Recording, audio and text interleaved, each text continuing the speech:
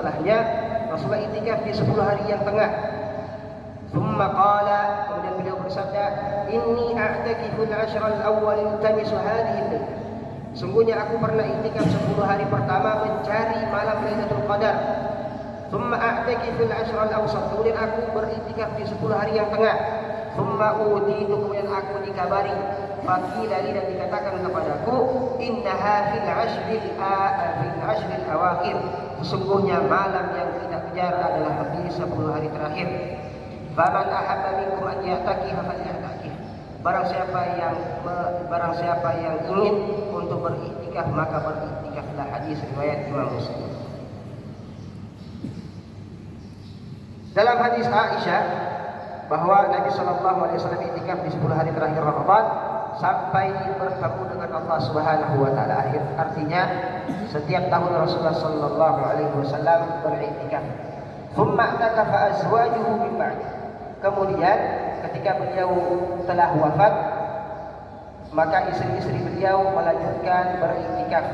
Dalam hadis Sahih Bukhari radhiyallahu anhu, dalam hadis Sahih Bukhari dari Aisyah radhiyallahu anha berkata, karena Nabi sallallahu alaihi wasallam ya'takif fi kulli Ramadan 10 ayyam, bahwa Nabi beriktikaf 10 hari. Kemudian falam ya'takif 'aman, dan pernah tidak iktikaf 1 tahun. Alladzi qubida fi i'takafa 20 yawman, dan beliau iktikaf ketika tahun terakhir beliau sebelum meninggal 20 hari. Dari Anas, dari Aisyah radhiyallahu anha qalat, kana idza arada ya'takifa shalla al-fajr thumma dakhala mu'takafahu fasta'adhan. Nah, ini hadis tentang bahwa perempuan juga boleh beriktikaf, karena ketika Rasulullah sallallahu alaihi wasallam sebagaimana diriwayatkan Aisyah beriktikaf, kemudian Aisyah juga minta izin untuk beriktikaf. Kemudian maka Aisyah kemudian membangun kemah dalam masjid. Kemudian ketika Hafsah melihat juga minta izin, kemudian buat kemah dalam masjid. Kemudian Zainab juga kemudian ketika melihat juga minta izin. Ketika Rasulullah melihat banyak sekali kemah-kemah, Rasulullah bertanya, "Ma hadza? Ini apa?" Mereka mengatakan bahwa ini kemah-kemah istri-istri Rasulullah sallallahu alaihi wasallam. Maka Nabi kemudian mengatakan, al-birra aradna bihadza. Apakah mereka menginginkan, apakah yang mereka inginkan darinya adalah kebaikan? Insi'uha fala araha. Hilangkan,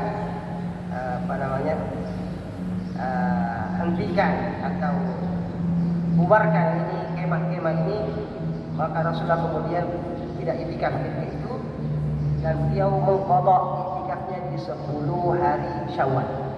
Ini juga menegaskan tentang bahwa Nabi sallallahu alaihi wasallam luar biasa menjaga, saking istimewanya 10 hari ketika beliau tidak i'tikaf, beliau qadha di 10 hari Syawal.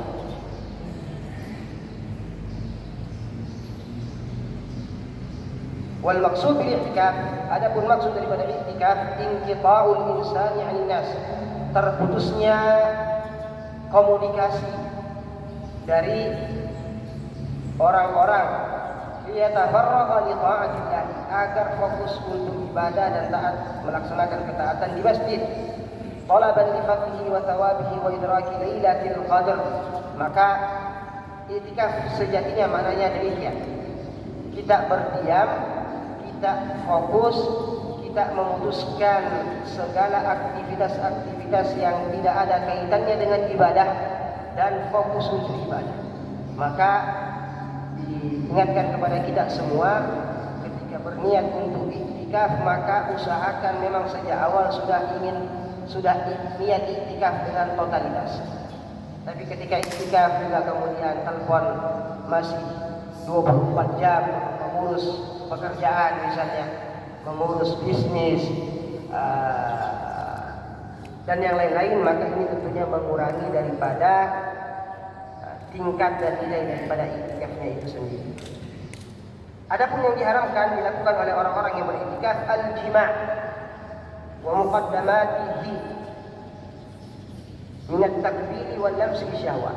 Jadi tidak boleh orang yang beriktikaf kemudian curi-curi waktu untuk maupun muqaddimah juga tidak boleh.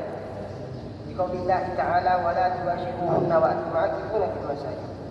Adapun kalau keluar dari masjid, fa in kana bi ba'di badanihi, kalau yang keluar itu separuh badannya, fala ba'sa, maka tidak masalah. Karena hadis dari Aisyah, Nabi mengeluarkan kepalanya ke kamarnya Aisyah, wa huwa mu'takifun, sedangkan Nabi dalam keadaan i'tikaf, fa'aghsiluhu ana haid, maka aku cuci rambut Nabi, aku sisir, kata Aisyah, dan aku dalam keadaan haid. Dalam keadaan haid. Hadis riwayat Bukhari. Jadi itu keluar masjid boleh kalau setengah badan. Bagaimana kalau seluruh badan? Maka di sini dikatakan ada 3 kriteria. Yang pertama, kalau keluar di amrin la budda minhu, kalau keluar karena urusan yang sangat penting secara tabiat atau secara baik secara syariat maupun secara kebutuhan darurat. Kaqada'i hajah, seperti keluar ketika di masjid tidak ada kamar mandi. Nah, kita alhamdulillah sudah ada kamar mandi, maka tidak perlu ada yang izin pulang ke rumah untuk mandi misalnya. Wal wudu al wajib wal ghusl al wajib, kemudian juga wudu, kemudian mandi wajib. Jika di masjid tidak ada kamar mandi, alhamdulillah kita ada kamar mandi. Demikian juga makan, minum, ini juga boleh ketika tidak disediakan di masjid. Kita alhamdulillah semua disediakan. Itu keluar karena urusan penting. Yang kedua, al-khuruj, tadi keluar karena urusan kebutuhan primer ya, kebutuhan yang tidak mungkin kita terhindar dari. Adapun yang kedua keluar karena ketaatan, la tajibu alaih. Ada urusan ibadah, tapi ibadah ini bukan perkara wajib. Seperti menjenguk orang sakit, menghadiri jenazah, dan yang semisalnya, fala yaf'alhu, maka hendaknya orang yang beriktikaf tidak keluar. Illa an yashtarita dzalika fi bidah, kecuali ketika awal iktikaf, ketika ngisi formulir sudah mengatakan bahwa nanti saya izin mau jenguk orang sakit. Nah itu, misal an yakuna indahu marid yuhibbu an ya'udahu aw yakhsha minhu, ada punya keluarga sakit parah UGD dan sudah ada isyarat-isyarat misalnya kayak yang meninggal di 10 hari terakhir, tidak apa-apa dia kemudian izin dari awal kalau mau mengunjungi keluarganya tadi yang sakit.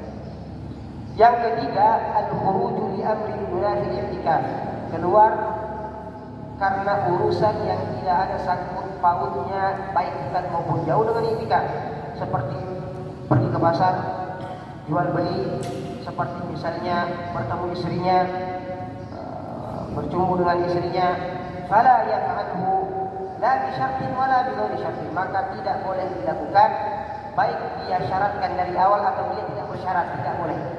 Jadi yang boleh bersyarat tadi ketika ada urusan-urusan ibadah. Misalnya seperti kita dakwah, maka bagi para dai yang punya jadwal, yang sudah terjadwal sebelumnya untuk dakwah, boleh dan sudah disediakan di formulir. Apakah sip-sipan misalnya ketika dakwah maka keluar, ketika selesai dakwah balik lagi, tidak singgah di pasar.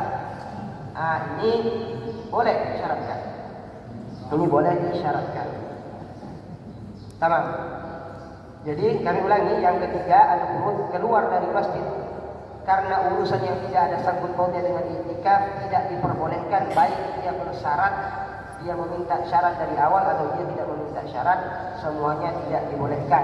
Bagi yang keluar karena urusan ini maka dikatakan i'tikafnya batal. Kalau mau masuk lagi niat yang baru lagi, dan tentunya tidak seperti pahala ketika dia i'tikaf dan tidak keluar seperti dari awal.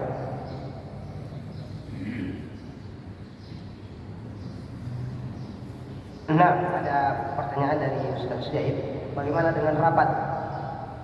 Ini tentunya asatidzah dan orang tua, bapak-bapak pengurus tentunya punya taksiran dan punya timbangan. Ketika ada rapat yang memang sifatnya urgent, maka ini bisa masuk dalam kategori jenis daripada yang boleh dilakukan. Wallahu a'lam. Namun ketika ada rapat-rapat yang sifatnya bisa diakhirkan, bisa dibahas setelah Ramadan, maka lebih baik diakhirkan dan dibahasnya setelah Ramadan. Wa min khasa'is yang terakhir, kata beliau, daripada keutamaan yang menjadi ikon daripada 10 hari terakhir ini adalah malam Lailatul Qadar, malam yang lebih baik daripada 1000 bulan. Fa'rifu hukmahum, fa'rifu rahimakumullah. Maka ketahuilah, kata beliau, semoga Allah merahmati kita semua, 10 hari terakhir ini betul-betul istimewa, maka jangan di antara kita ada yang melalaikannya. Fawaqtuha thaminun, karena waktunya mahal, wa khairuha zahirun mubin, dan kebaikannya sangat-sangat jelas dan sangat-sangat terang benderang. Di akhir beliau menutup dengan doa, Allahumma wafiqna lima fihi salahu dinana wa dunyana wa ahsin aqibatana wa akrim mathwana waghfir lana wa liwalidina wa li jami'il muslimin bi rahmatika ya arhamar rahimin. Wa sallallahu wa sallama ala nabiyyina Muhammad wa ala alihi wa ashabihi ajma'in. Assalamualaikum warahmatullahi wabarakatuh.